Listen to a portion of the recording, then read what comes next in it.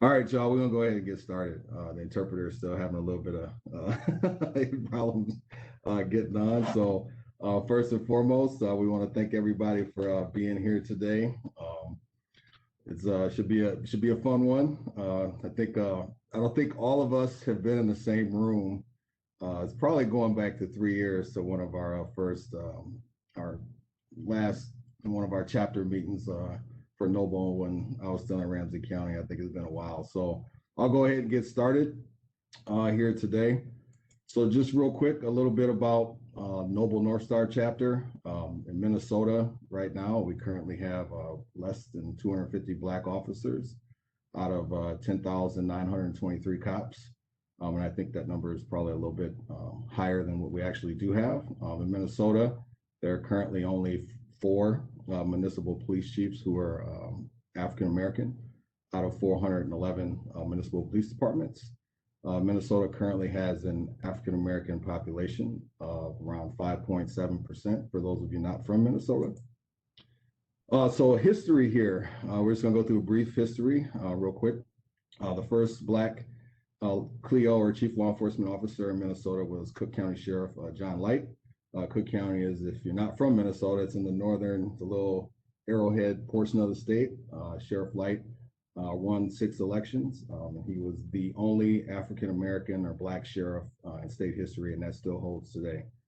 Chief Art Blakey, for those of you, everybody knows Art. Art was very inspirational to all of us, and I know for me, before becoming a police officer, he gave me an opportunity, and I don't think half of us would really be here if it wasn't in some part or not for Chief Blakey.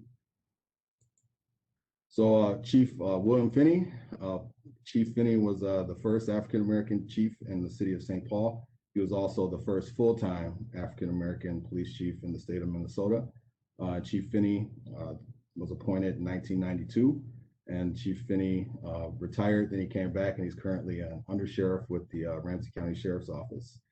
Chief Trevor Hampton was police chief in the city of Brooklyn Center back in 1992. He would later leave Minnesota and go on to be a chief in Flint, Michigan. Linda Finney is the only African-American woman who was a chief law enforcement officer in the state of Minnesota. She was a superintendent of the Minnesota Bureau of Criminal Apprehension. She got appointed in 2004 and she retired in 2006. To date, she still remains the only African-American woman to be a police chief or CLEO in the state of Minnesota. Chief Mike Davis, many people may know Chief Davis. He started off in Minneapolis. He ended up being the first African-American chief in the city of Brooklyn Park. Chief Davis left Minnesota, and now he is the public safety director for Northwestern University. Chief Tom Smith, we all know Chief Smith. He was St. Paul Police Chief after Commissioner Harrington. He was appointed chief and he retired in 2010, went on to teach in FBI LEDA, and he's currently the training director for the Minnesota Bureau of Criminal Apprehension. Minnesota, we've only had 13 African-American CLEOs, Sheriff John Light, Art Blakey, Bill Finney, Trevor Hampton, Linda Finney, Chief Harrington, who was police chief. And we'll get into, I didn't include the panelist bios in here because the rest of the 13 that weren't included in that are on here. But obviously Chief Smith, Chief Anderson, Chief Erdog, Roger New, myself, and Ed and Chief Ed Fazel. And with this, even for our chapter here, there were 2 individuals that were really instrumental in Minnesota that weren't African American. Chief Dakota County Sheriff Don Goodman. Sheriff Goodman, I think, still holds the record. He was elected sheriff in 2 different counties in the state of Minnesota. And Sheriff Goodman in 2009 won the NAACP award for having the most diverse law enforcement agency in the state. 25% of his staff, entire staff, not just sworn staff, were people of color. And Sheriff Goodman, there are many of, I know for sure at least 2 of us on this panel owe a lot of gratitude debt to what Sheriff Goodman was able to do. Sheriff Jack Sarir, Ramsey County Sheriff. We all know Jack. Jack was a founding member of this chapter here, and under his leadership as sheriff, Ramsey County Jail became the first minority majority jail in the state, and Sheriff Surreal oversaw one of the largest hiring of officers of color in state history. So we just want to thank them for what they did. And I'm sorry for the jumbled language here. We tried to transfer a keynote to a PowerPoint, and we all see how that worked out here. So for our panelists today, Commissioner Harrington will jump on. He's in the middle of a legislative hearing right now, but he will get on. If there's ever a picture of the person, the man, it would be John. Commissioner Harrington has been in law enforcement for 43 years. He is the first Black police officer to be elected to the Minnesota State Senate. He is the first Black police officer to be appointed a Commissioner of Public Safety. We did have a African-American Commissioner of Public Safety prior to Commissioner Harrington, but they were not a police officer. Commissioner Harrington is also the first Black police chief for the Metro Transit Police Department, and he is the second Black police chief for the St. Paul Police Department. And we all know John's story, career, and I always joke with the commissioner. He was born the year my parents were born, and he started law enforcement the year I was born. So it's one of those things that we always joke about.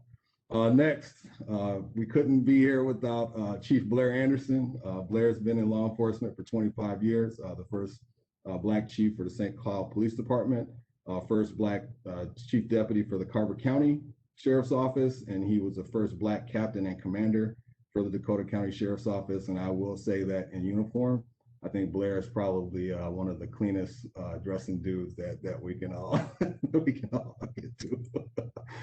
Chief Rondo, there's a lot of firsts in here, but I think Chief Erdog's had one of the most significant firsts. He is the first African-American chief of the Minneapolis Police Department. He's been in law enforcement for 32 years, and he'll get a chuckle out of this. The first time I watched Cops, he was on there back in 1989 with the stash. So yeah, it was pretty good. But yeah, so welcome, Chief, and we'll be glad to get in this discussion here. Next, Roger. My man Roger out there in Egan, you got to make sure you keep holding it down out there. Make sure the Vikings practice facility is all good, and outlet mall. But Chief New has been in law enforcement for 26 years. He is the first Black officer, sergeant, lieutenant, deputy chief, and police chief for the city of Egan. Chief New has had a storied career. I personally have always admired Roger for everything that he's been able to do and watch him from afar. And I think Chief New is probably the most sternest out of all of us. Chief Fazel, otherwise known as the Lieutenant Colonel, started off his career in Minneapolis. He's been there for 28 years. He's the first or second African-American chief to lead the Met Transit Police Department. And like I said, he is currently a Lieutenant Colonel in the Minnesota National Guard. He's been in law enforcement for 28 years. And I always don't forget the first time that I met Chief Fazel. He probably doesn't even remember this. He was working in Minneapolis recording for the Mall of America. They had a cadet program, and I was still trying to figure out if I was going to go into law enforcement or not. And I just remember this dude that stand 3 feet taller than me trying to talk to me about this program to get into. So we'll welcome Chief Fazel. All right, then me, I'm not going to sell my own commercials. Obviously, I've been in law enforcement 16 years. I'm the baby in the bunch. The first African-American chief in Prior Lake, first African-American officer in the state to earn a doctorate, the third one overall. And I was the first and only active police officer to serve as president of the Minneapolis NAACP. So with that, panelists, you guys ready to get into some questions here? I'm gonna try and stop selling this. All right. Hopefully this thing works here.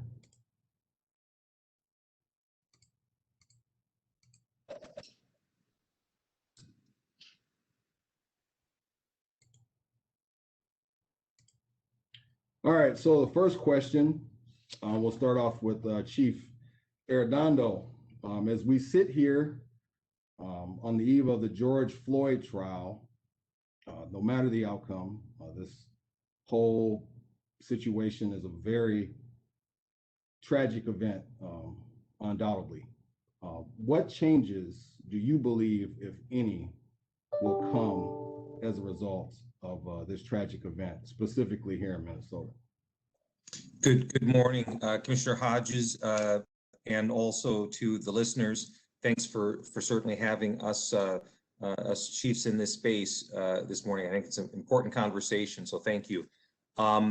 Undoubtedly, the events of May 25th has changed certainly not only Minneapolis, but I would argue to say has certainly changed in our lifetime.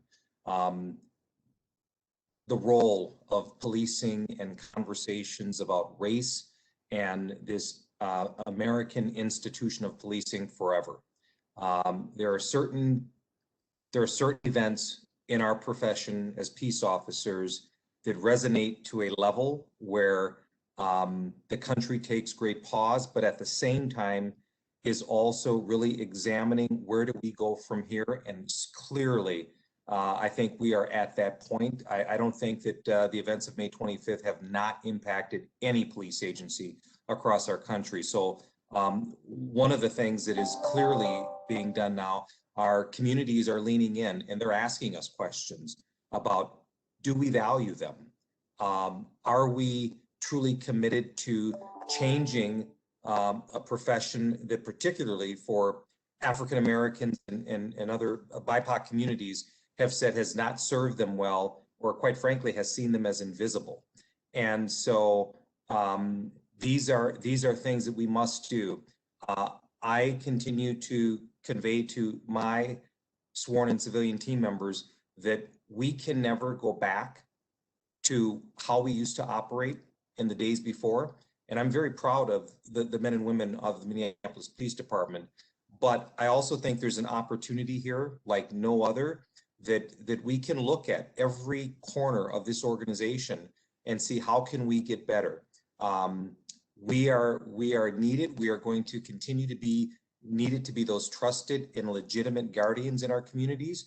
And so, but our communities are crying out. They really want to make sure that we have their best interests at heart. So conversations about race and policing and the history, conversations about, I believe that public safety, that we're part of an ecosystem, but how do we connect with other things that impact the work that we do, whether it's housing, whether it's mental illness that our communities suffer, whether it's addiction issues, even employment.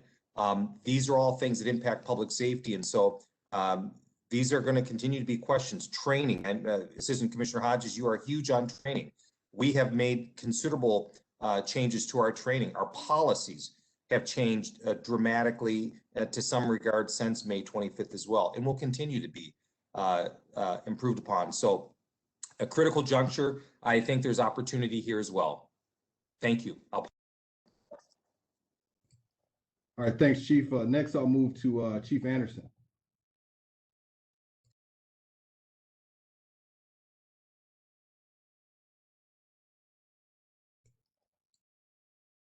Can you hear me now? Same question. Go ahead and repeat the question for me, Rob. Yep. So the question is, as we sit here on the eve of the George Floyd trial, no matter what the outcome of the trial is, it's obviously a very tragic event. What changes do you believe, if any, will come as a result of this tragic event here in Minnesota? Well, let me start out by saying what unfortunately I've seen too much of, and that is our elected officials haphazardly passing and proposing legislation that I don't believe is substantive or sustainable. They are responding to the hue and cry, and we all know here that there needs to be some other issues explored. I do believe that as a discipline, whether we have been forced to do so or not, there will be some changes, and some of those changes are long overdue, if you will. I'm proud to say that most of the reason because of you that I think ours was the first agency in St. Cloud that made implicit bias training mandatory before the Post Board, which is our licensing agency, made that mandatory through state statute and appropriated money for same. And so I think that we need to stay on that path. I think that we need to be cognizant of the fact that this uniform is a symbol of a lot of things, and they're all different, right? This uniform is a symbol of service, it's a symbol of sacrifice, but to some people, it's a symbol of oppression and violence. And we need to be cognizant of that when we are talking about making changes moving towards the future. And you know, I'm not a radical dude, but I might be the more radical one on this panel. I don't know that wholesale change and complete redesign of how we do things is necessary in all police departments. And I just want to be clear about this, that all of us know that 99% of the men and women who go out and do this job do it the right way for the right reasons. And sadly enough, we all get judged by the transgressions of a few. And that's particularly disturbing to me because as a person of color, we know what that feels like to be judged by your worst element. So I hope that, and I'm being honest here, we can get through not only to our state, but our federally elected officials, because heretofore they have not been listening to subject matter experts, which are us. And I say that humbly, but they have not been listening to us with respect to what is going to be meaningful, substantive, and sustainable change. All right, thanks, Chief Anderson. And yeah, I mean, that we'll circle back at some point to that aspect of not being consulted on some of these things. So I'll move on next to Chief New. I'll try to keep my comments brief because I think that, you know, Rondo and Blair summed it up very well. And, you know, I think one of the things with the changes that do come forward, I think it's important to try to strike a balance with what's needed and also from the community, what's needed from the community and public safety. Some of the legislative things that have been put in place here over the summer have created challenges for us in public safety. And I have no qualms about saying that and continue to have to try to work through some of those. The community has, and I've heard from a number of my residents and community members that have stated that, you know, their expectation of me is to continue to provide public safety in the community. And, you know, one of the things that some of the legislation that's come forward, it's created some challenges for us, and we continue to work through that as chiefs throughout the state of Minnesota. You know, one of the changes that I do want to just point out that I think has taken place nationally, I think is that's, you know, whether it's law enforcement or just the general public, is just the acknowledgement of the challenges that people of color have faced over the years. I think that's important, and that's been an eye-opener for not only us in law enforcement, but you know, the private sector as well. And you know, one of the things that I would like to see happen from that acknowledgement is how do we continue to move it forward so we make sure that it doesn't repeat itself in the future. And thanks, Chief New. So for me, I think there's two things I hope change. One, first and foremost, I think as a society, we have to ask the question, I hope that we start to ask the question that what can we do to prevent any more George Floyds, right? And I'm not even just talking about the fact that, you know, what took place, you know, in the loss of his life, but I'm talking about how does a brother who, you know, appears, you know, to have good family and the whole 9 yards, how does this brother end up in that situation, right? I think that, to me, if we can move forward with that. And the second thing is I really hope that we get away from the human nature of wanting to do them and they, right? And I jokingly say, you know, growing up as a Black youth in North Minneapolis, I was them and they, right? They, you know, it was politically correct to call me a hoodlum, a thug, a gangbanger. That was politically expedient. People wanted to hold me accountable, so to speak, and that's why we passed 3 strikes, you're out. Crack was more valuable than cocaine. Sentencing guidelines, all these things, right? And now, as a law enforcement officer, now law enforcement has become the them and they, right? And that, now what are we talking about? Holding cops accountable, databases. It's the same thing we talked about when it was time to hold me accountable. And I really hope, my hope is that regardless of the outcome, that as a society, we really stop doing them and they, because them and they changes, and being in them and they doesn't feel good for anybody. So Chief Fazel, I see you back on, man. I'm going to give you the question.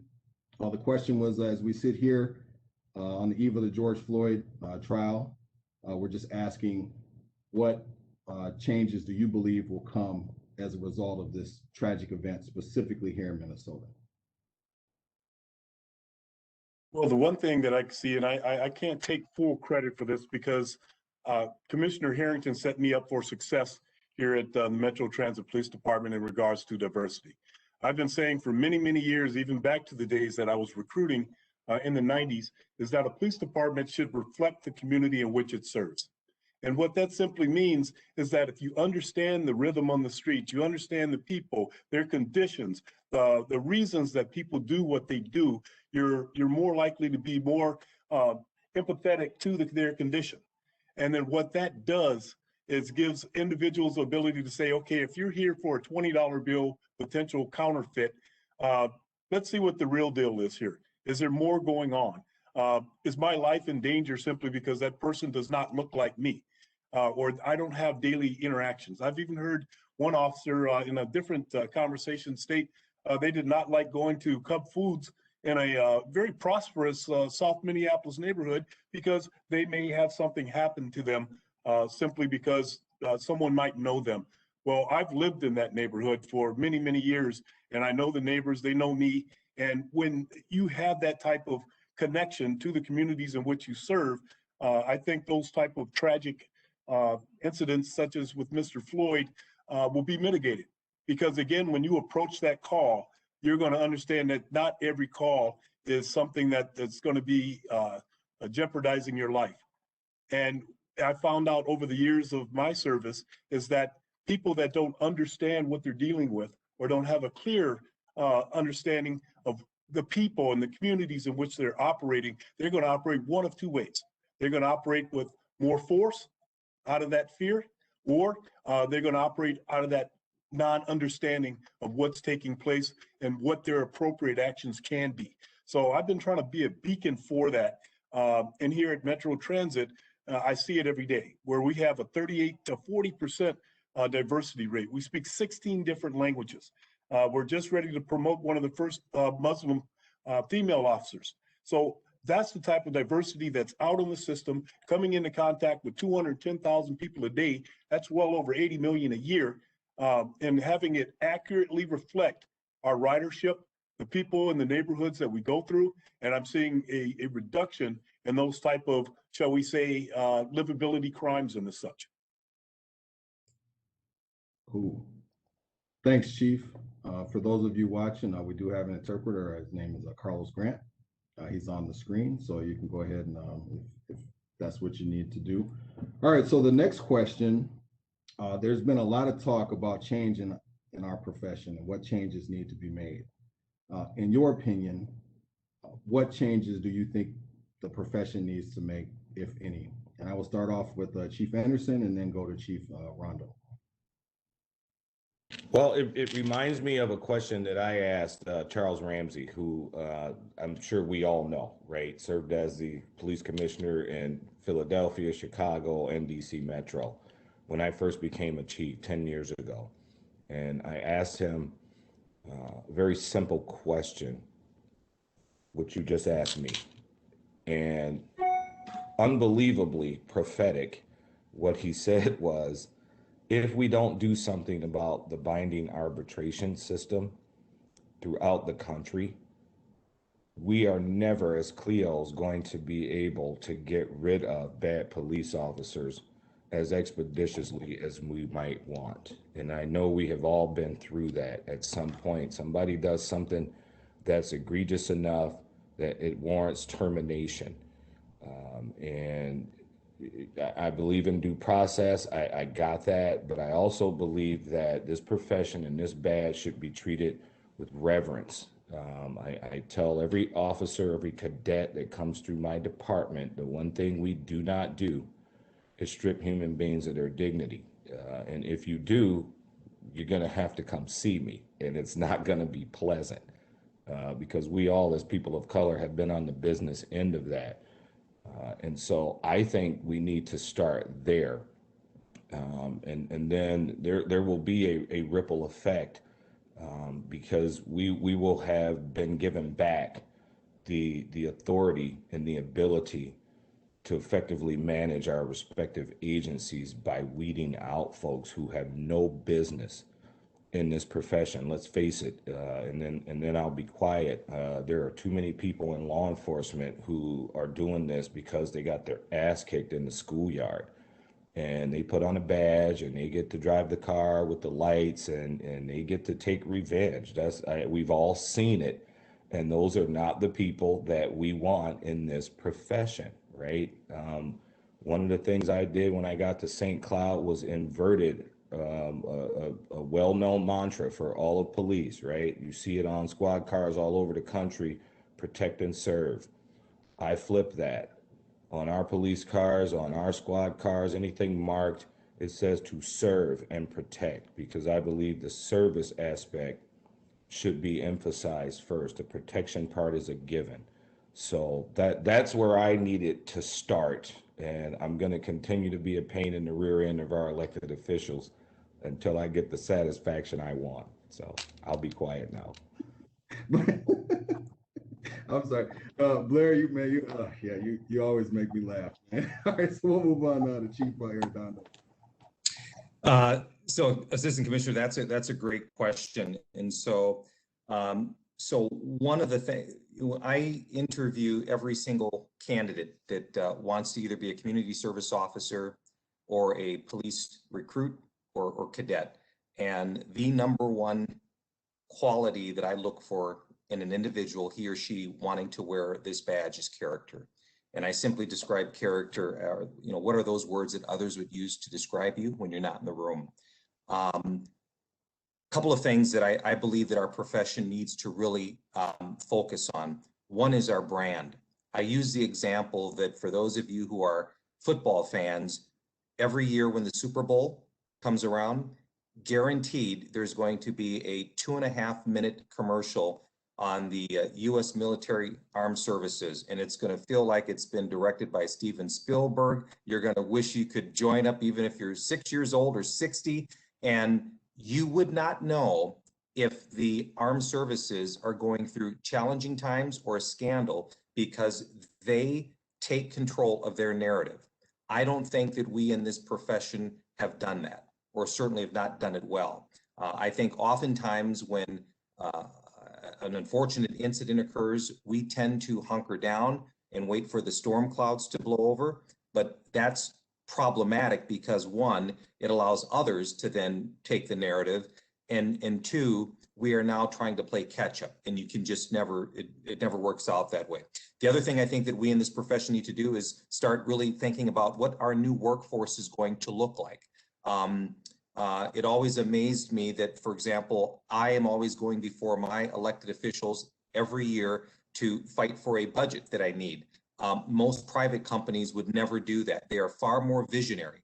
You think of tech companies, they're looking at what does our country, what does our world look like, and what will it need 10, 15, 20 years from now? We as a profession, I think we need to start looking at that.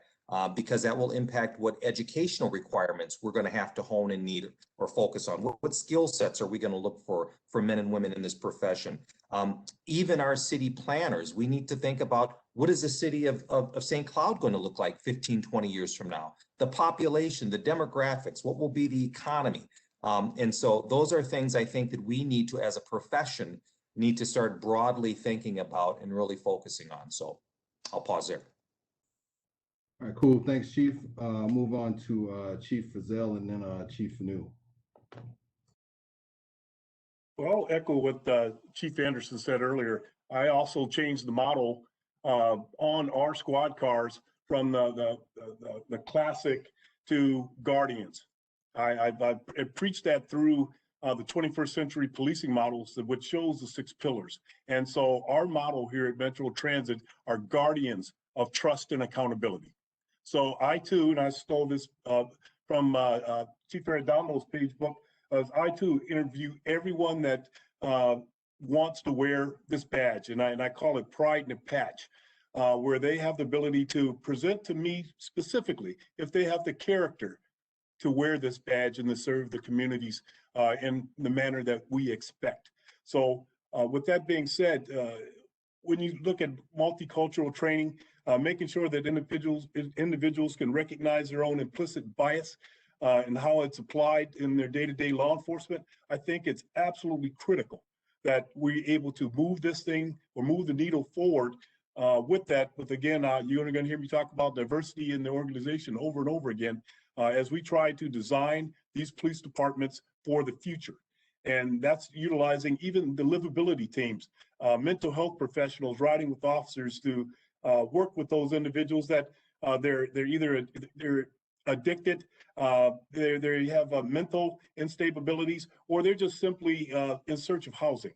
Utilizing these different outreach type of activities helps us work with these communities that we deal with every single day. Our homeless action team, for instance, we have one of the highest instances of teenage homelessness in the country. And places like YouthLink should be very, very succinct with what you're doing on a day-to-day basis. I often talk about the partnership between mental health professionals and law enforcement, MPD, put together. Out of over 1,000 calls for service during the test period, and you could correct me, Chief Arredondo, but I think there was only 1 or 2 instances of the use of force. That is remarkable, how you can go out and do that, utilizing that unique type of thinking on models of law enforcement, again, for the 21st century. So with that, I'll be quiet. Thanks, Chief. Chief New.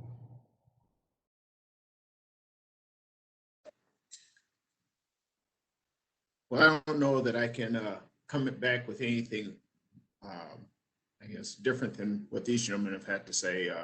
The chiefs, all have good perspectives, and I think we could all point to different things that we're doing within our organizations. It was really interesting listening to their comments and, thinking about some of the initiatives we have out here in Egan. And again, we put in different titles and names to them, but I think community engagement is something that the profession on a whole, it needs to be a priority where we're trying to find ways to engage our community members. I noticed in the chat, there was a gentleman that asked some questions about how do we, draw fathers in. And I think it's simply through community engagement. And I think we all have vehicles to do that. We just need to embrace that and figure out how are those engagement opportunities representative of all members of our community. And that needs to be a priority that's done each and every time. And it really serves twofold: to create relationships with those members in the community, as well as giving us an opportunity to explain what our profession is. The other thing that I'll mention is that, when we go back to the hiring process, there's one question that's always asked, and it's, what are some what characteristics do you believe a police officer should possess? And we always get back to, or we commonly hear the words trust, honesty, integrity. Those are, traditionally words that you always hear from candidates. And I think that those need to be core values that are ingrained in the police department, and we need to continue to practice those, not only on the day when you're trying to get the job in day one, but throughout your career. And we need to embody those throughout their career. Officers do. Thanks, Chief. So for me, there's a couple changes I think we need to make. I mean, first and foremost, everybody talks about character and values. I think we need to really have a conversation with our community about what values they want their police departments to have. And we need to get in alignment with our communities, because if you look and communities where policing works, they're in alignment with their communities. And I'll give you an example. So say community says, we want police officers who are respectful. That is a mutual community value, meaning community members have to be respectful also. It's not just a police in aspects, right? Because we can hire all the cops we want, we can throw all the money we want at these problems, but if we don't do this, in my opinion, in a joint manner where, you know, we come together with our communities to decide what we want in terms of values in our police departments, we're gonna continue to have these problems. There's a couple other changes, and I know all of you may not agree with me on some of these, but I do think that police officers, I don't think we need to respond to mental health calls any longer. I think that needs to be something that is completely separate to the healthcare industry unless they are really violent. My personal feeling is I think as a profession, we really need to start looking at where we're bringing the tail of the criminal justice system, and you know, what areas do we really need to bring that into. I also think that we need to continue our unconscious bias training for our profession in terms of changes, and I think we need to start programs to where officers can take sabbaticals, right? And what I mean by sabbaticals is this.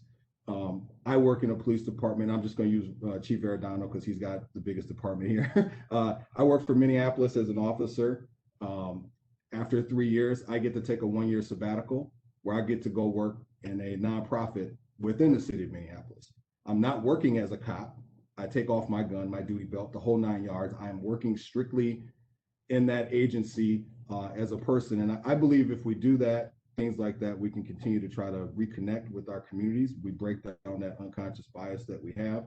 And also, you know, this discussion about defunding the police, I think, you know, if we start having our officers go in these neighborhoods and provide, you know, additional value, not as cops, I think that's some aspects that we can do. And I also think that, and I know you all agree with this, to continue to focus on the sanctity of life, right? I mean, that is vital and that is key for us. And I'll go back to what Chief Erdog said, then I'll stop talking. The branding piece, right? If we don't tell people who we are, people are gonna continue to have this narrative about us, and some of that we've earned over the years, obviously. But yeah, so with that, we'll move on to the next question. This one may be a little controversial, so I understand that, but I want to know from each of you, kind of what do you think about BLM? It started, it's here. What do you think about BLM? And I'll go back to Chief Rondo because I know he has to get off so he can give a quick answer. Thank you, Assistant, for that question. That's a good question, and I will tell you that just even my experience in Minneapolis with different members of BLM, and so one, I want to just let everyone know of my own ignorance, so I don't speak on this being very educated about knowing all of the details and nuances of BLM. In some of my conversations with BLM members, they range. So it's not, at least again, my limited knowledge of that information that I've received from some of the members. It's not just this, some of the ideas and methods of trying to address social injustice and racial disparities. It has varied when I've talked to different members. What I will say is that in the conversations I've had with BLM members in Minneapolis, all of them unequivocally, in terms of commonalities, have said they want safe communities, they want their young people to be protected, they want their elders to be protected, they want to have substantive change when it comes to policing. And I've heard from, we don't want our Black and brown bodies to be violated and abused and put in harm's way by an institution, meaning the policing institution, that they don't trust in or has never been about valuing them or concerned. And I've also heard from other BLM members that have recognized because you've mentioned the defunding, and there's been also words like abolish that have recognized, no, Rondo, I understand as a BLM member that that is aspirational. I know that we're not going to be able to change or get rid of policing tomorrow or next year, but can we work on policing today so that at least feels better and we feel that there's a better response to our communities as we move forward? So again, I say that admittedly that I don't know as much as I would like to know, and I need to lean in more, but those have been some of the conversations and experiences I've had. Thank you. Thanks, Chief New. And then I'll go to Chief Anderson and then Chief Fazel. You know, again, very good question here. I think that when you mention or say Black Lives Matter or BLM, you immediately think a group that has competing interests from public safety. And it's interesting because, you know, here in Eagan, we started a community affairs group back in 2016, where we met with, we meet, you know, about every 6 weeks with a group of members from our community. And one of our members on day one introduced himself and said that I am a supporter of Black Lives Matter. And it was interesting because I think at first brush, the thought was us versus them. And I think through some, you know, tough conversations, both listening, you know, us listening and him listening. If you asked him the question today, he would say, I'm a Black Lives Matter supporter. I'm an EMPD supporter as well. And I think, you know, there are a number of people out here in Minnesota and throughout the country that are Black Lives Matter supporter, but they also, as Chief Erdog stated, are supporter of public safety. And we shouldn't be confused about that. They don't have competing interests. They have similar interests. But I think one of the things that they want and they strive for, some, likely most, is well, I would say I think the group strives for acknowledgement, and I think that we saw that over the year. But I would say the majority of them are focused on moving things forward. But there's likely some that are part of, you know, that don't have that interest and want to compete with law enforcement. And that doesn't, in my opinion, I don't think that makes up the entire group. So. Cool, thanks, Chief. Chief Fazel. Well, thank you very much for the question. I'll try to be as articulate as my honored peers here. But when you look at these types of organizations, at the end of the day, when I take this uniform off, I'm a Black man. I'm a child of the 60s. Actually, I had an opportunity to meet my 99-year-old great-great-great-grandmother, who was a daughter of a plantation in Durant, Mississippi. So my views have been shaped most of my life in regards to what it feels like to be Black in America. Mm-hmm. And I can remember as a young child actually standing on the burning streets of the riots post Martin Luther King's assassination and wondering what was going on. And being very, very young at the time, I tried to process everything that was there. And one of the reasons that I went into law enforcement is to be a part of the change, to be out there to show others that you can be all you can be, to use the old phrase, to show empathy for those that feel that they have been disparaged in everything from employment to housing to just having the ability to move about freely in a society that may or may not respect your right to dignity, and to, in some instances in the deep South, in the age of Jim Crow, exist.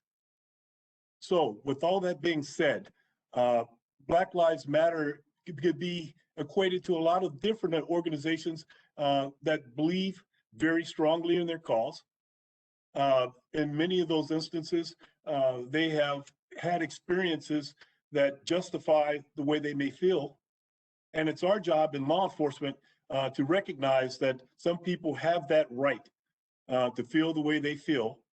And it opens us up to partnerships and liaisons to work together to make sure that as we build these 21st century police departments, that everybody's interests, including Black Lives Matter, are addressed, understood, and we show empathy from what this type of movement may have sprung from in the first place. So I know that's out there, but I'm probably the oldest guy here on here, so I could speak to going through those 60s and early 70s and being one of those first 13 kids bused to an all-white school after going my whole life in predominantly Black and African-American schools. So that's where my experiences come from. That's what I see. And as a chief of police, I try to apply those experiences to how I recruit, how I train, and how I articulate that expectation to my officers. Thanks, Chief. Chief Anderson. Thanks, Commissioner.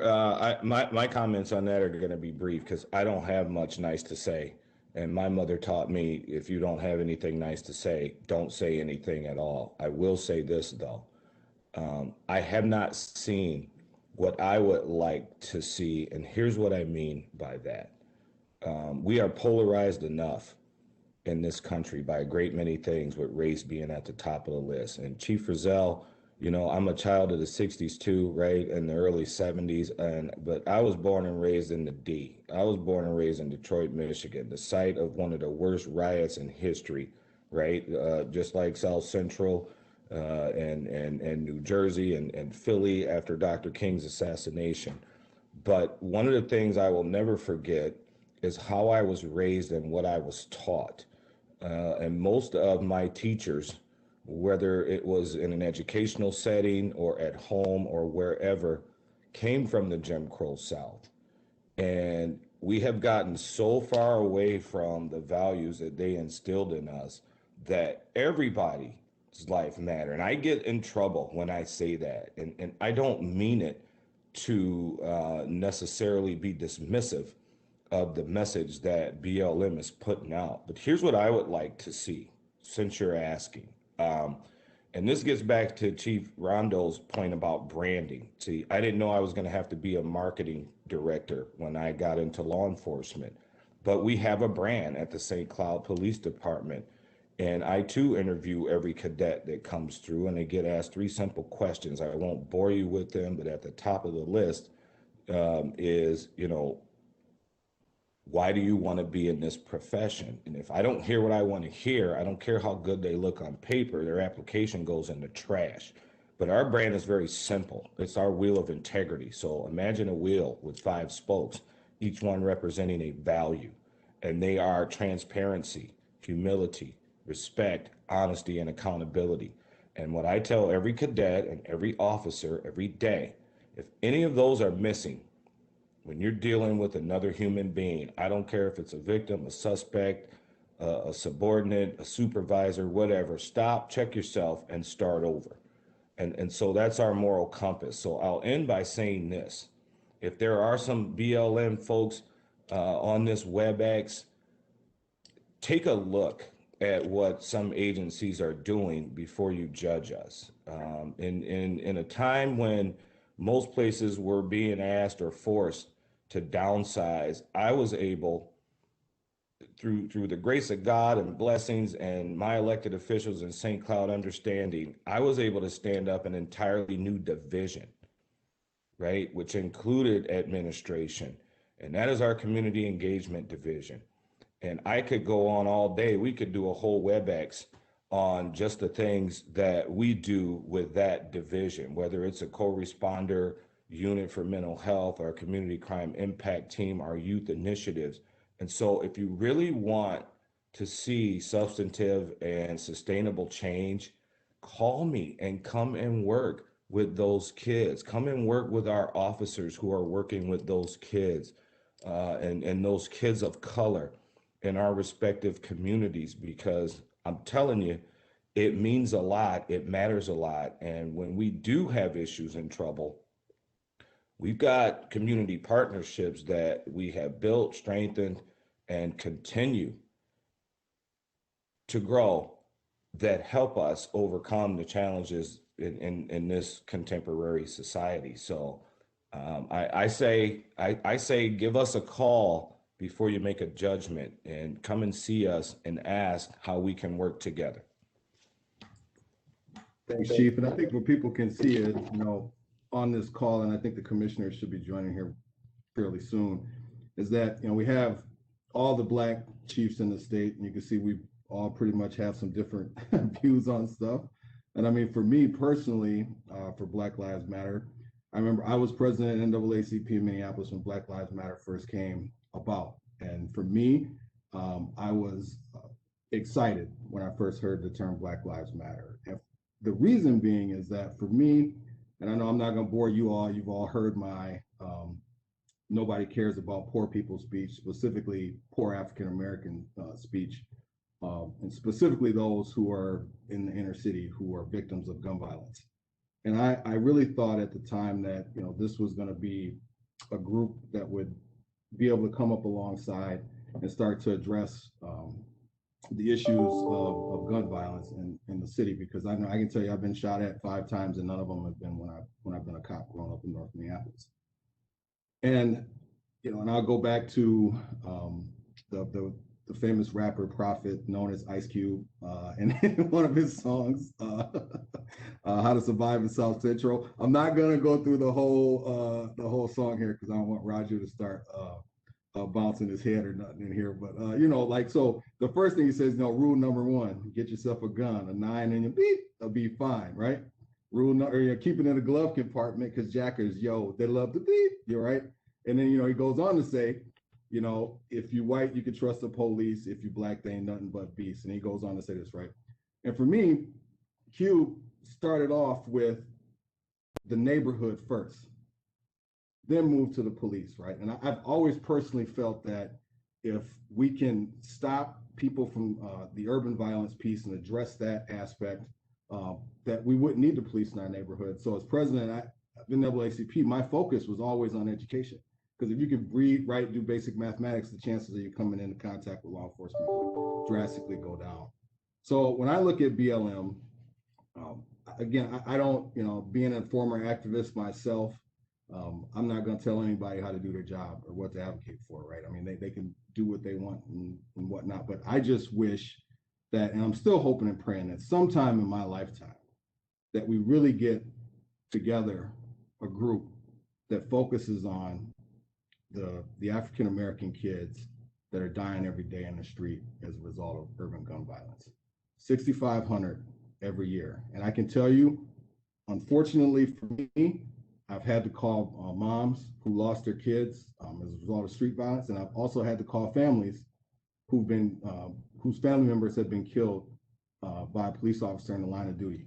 And I can tell you the screams from both of them are the same. I can tell you the hurt and pain that they feel are the same. And I can tell you that the dirt that they go in is the same. So for me, if we can get to the point to where we can really start focusing on Black lives, because all Black lives do matter. And that's, I'm not going to tell anybody how to run their movement, but that's where my focus will continue to be. So with that, our next question, and we'll start off with Chief Fazel first, is here in Minnesota, there's been a push to diversify police departments. In your opinion, do you think this is a sincere push? And what have you done to diversify your police department? Well, I can say this, again, when you talk 21st century policing, diversity goes to the top of the list. As I stated earlier, you should have your department reflect the communities in which they serve. And I think that with almost 30 years of police work, that's proven out in many different situations that I've encountered across the board. So with that being said, is there a sincere push? Well, I sit with a department that's nearly 38% people of color. And it's being done not in the future, not planned for, but using a tried and true model, looking at character, maybe asking folks, why do you want to be a police officer versus when was the last time you did something nice for somebody other than yourself?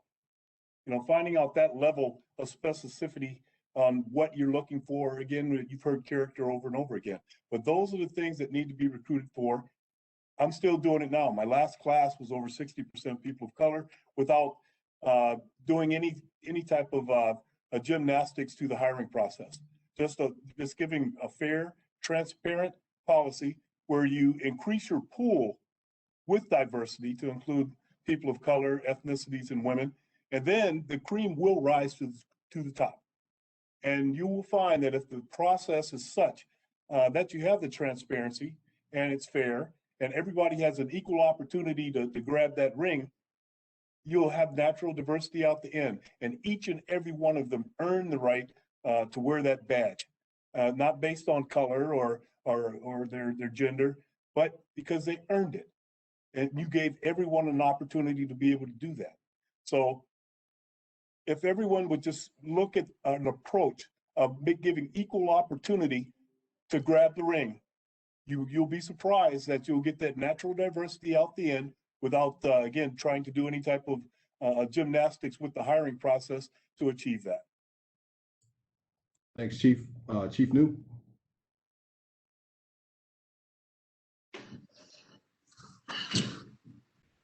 I'm just reading the question again, and you're paying. You know, I'm gonna start with I don't know. I don't know if it's sincere. I hear a lot of people talking about it and wanting to diversify their departments. And I don't know. I can only speak from our department and the fact that my department at City and simply state that we've created some vehicles to try to diversify our department.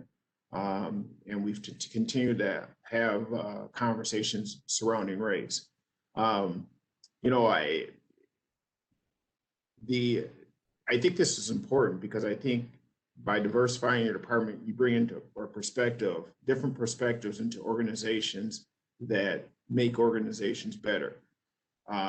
If you use the same approach, identifying the same candidates each and every time, you're going to end up with the same response each and every time. And it's important for people, especially us in law enforcement, to hear different perspectives on things. I think back in my career about, conversations that I've had where, I've had to bring up historical events or, culturally, this is why people do things. And if you've never experienced something in life or challenges you face, you're never going to understand. I can remember when we started doing implicit bias out here in Egan, and as part of the instruction, I went before a number of people I've worked with for years and share some of my stories and experiences that I've had both, as a Black man in the community and as a police officer. And people were absolutely astonished that those things happen. And, it's a perspective that I can bring that nobody else can share or offer. And I think it makes us better as organizations if you truly stay committed to attempting to do it. You can't hire the same old people each and every time and expect not to have issues. Thanks, Chief. Chief Anderson. Thanks, Commissioner. We're in a unique position here in Minnesota, right? You said it at the top. Of the 10,000 odd, some cops, 700, less than 300 are people of color. Our qualifications are unique in that you have to have a college degree, albeit an associate. But when I got into law enforcement here 25 years ago, most people of color who were in college were not studying criminal justice. They were studying other things. So there's not a huge pool from which to pick. And once you eliminate Minneapolis and St. Paul and Metro Transit, I mean, we all know this. Chief New's laughing now. there's less than 80 of us spread out throughout the state for a variety of reasons. That's fine. So to get to, what have I done? The first thing I did when I got to St. Cloud was got rid of the written civil service exam. And listen, it was like walking through fire, right? It was hell with the unions. Um, they were there at every hearing with the Civil Service Commission and they were protesting, but we were able to get rid of that. To Chief News point, why? Because we kept seeing the same people who had become good test takers. Didn't make them good candidates, but they had taken a test so many times, they would always be at the top of the list. And to his point, if you keep doing what you've been doing, you're going to keep getting what you've been getting. So we got rid of that. We replaced that with what I call an education and experience review. And all that is simply they got points for things that traditionally they wouldn't have. For example, if they worked in a locked facility, whether it was a correctional facility, whether it was a group home, whether it was an assisted living facility, I gave them points for that because that goes to the character of the people I'm trying to hire, right? They are caring for others. They are providing service. The other thing we did was created a pipeline. If you use a baseball analogy, it's like a farm system. So we've got a university in our backyard here, and we go to that criminal justice program and we recruit, right? All the kids of color, and they go into our internship program, 400 hours. They get a comprehensive look at our entire department. After that, they move to the next phase, which is a paid part-time position as a community service officer. They do everything from parking enforcement to manning our front desk and a variety of other tasks. If we continue to like them and they continue to like us, they get first dibs when I post the job because I also got the Civil Service Board to let me, here, I don't have to fuse my external list with my internal list.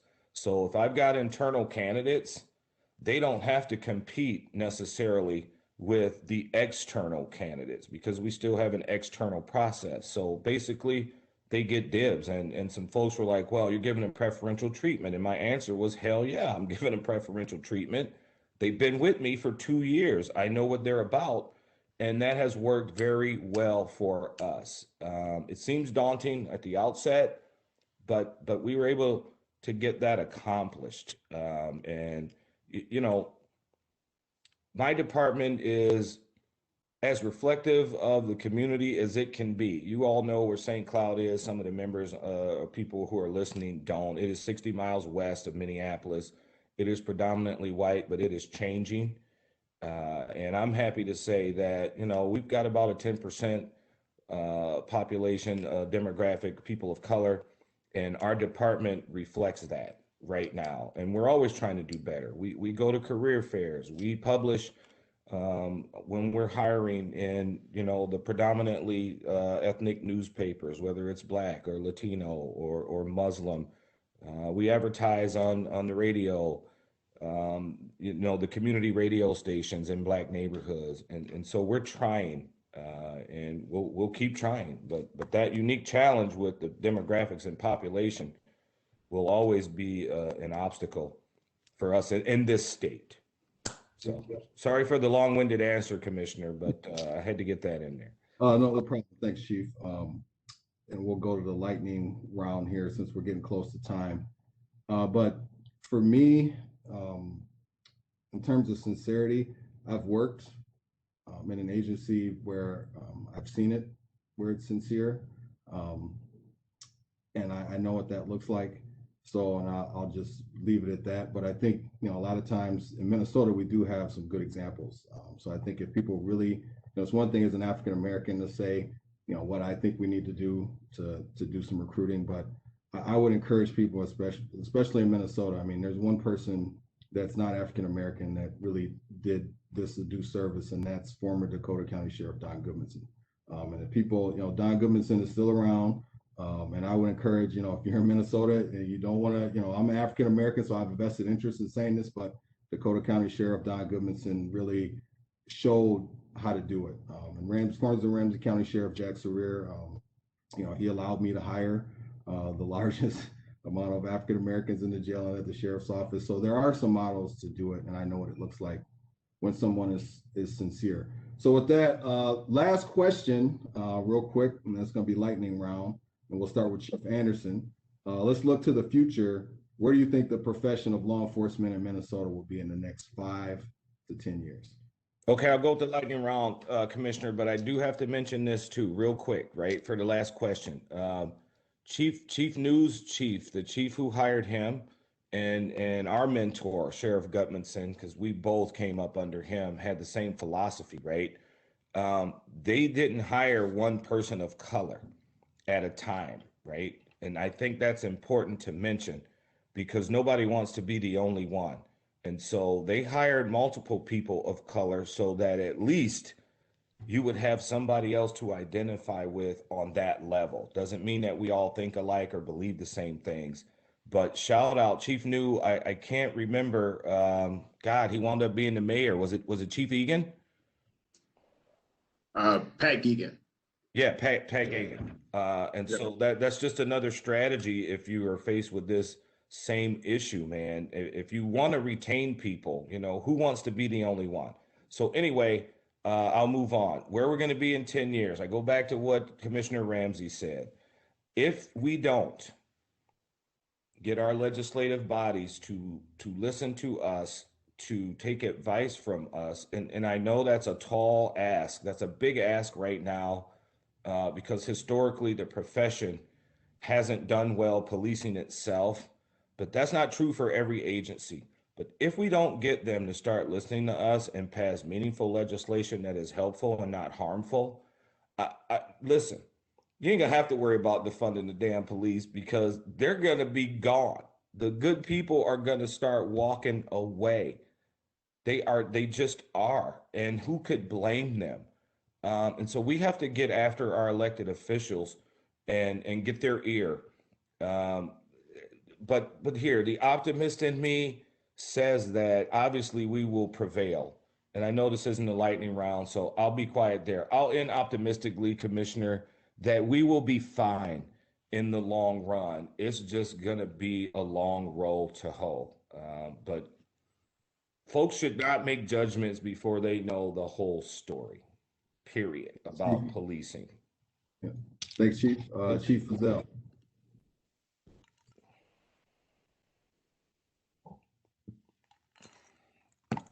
There we go.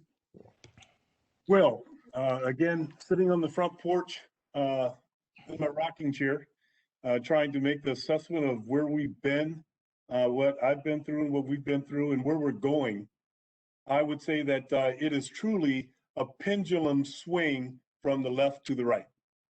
And typically what it takes is one significant event to move that pendulum from one end to the other. And it's been that way in almost a cyclic fashion for decades, if you look back on history. And so we are going to be, again, one significant event away from either holding people that have done horrible things across the board with consequences, applying different techniques to how we conduct ourselves as police officers, getting the trust back from the community, building those relationships that we're all working together again, and look towards that bright future based on those partnerships that we currently have. But again, I think we're going to be okay. Policing it has its highs, lows, and middles. Right now, I think everyone would agree that we're not necessarily at the heights that we should be or what we've earned, but now we have a road to climb to get back to the top of that curve and to make sure that we continue to go forth and do great things as a team. Thanks, Chief. Chief New. I'm going to start by saying I echo both Anderson and Chief Fazel's comments, and I'm going to go a little bit different direction here in that, where do I see the law enforcement profession going in Minnesota here in the next 5 to 10 years? As you look around the room, and you think about timetable, many of us will be gone just because of the the way the retirement system works here in the state of Minnesota. And this kind of ties back to question 5, which we never talked about the biggest challenges that we navigated and went throughout our careers. But I would say to the law enforcement leaders that are on the call today, or if there's someone working in the private sector, or those officers that, or citizens that are aspiring to do more in your career, leadership needs to find ways to bring people up. Don't just simply hire people. Find ways to help them navigate their careers and lead them to success. And those people that are on the front line, whether it's public or private sector, find a mentor, find someone you trust to help build you up. You heard Commissioner Hodges and Chief Anderson talk about Sheriff Goodman, and as Chief Anderson stated, Pat Gagan, along with a number of other people here at the Eagan Police Department, helped make it possible for me to be the chief of the Eagan Police Department. And there's a number of people that can be the next CEO, the next chief of police, if you help position them to get to that point in their career. And if you're not doing that, you're doing nothing more than becoming a roadblock. So whether it's being a mentor or identifying someone to be the mentor, it's an important thing to help helping to provide a different perspective to the conversation. Because as Commissioner Hodges stated, we are only a handful of chiefs in the state of Minnesota, and there's over 410 chiefs in the state of Minnesota, and there's 4 or 5 of us here in the state. So just food for thought. Hey, Thanks. Commissioner, before you close, sir, can I interrupt you, please? Mhm. All right. Stop laughing at me, Roger, man. Whatever.